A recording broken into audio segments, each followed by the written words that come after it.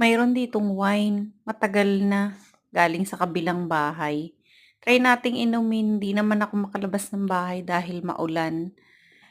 Bagyo na nga yata, eh, mag-iisang linggo na. Napakahirap naman itong buksan. Ayaw yatang magpainom sa'kin. Pinapawisan ng kilikili ko, hindi ko pa rin mabuksan, ang hirap niyang buksan. Gano'n ba talaga? Ang hirap-hirap niyang buksan.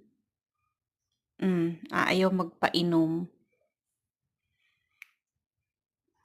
Ganito lang, ayan, nainom ko na, nalasing na nga yata ako, eh.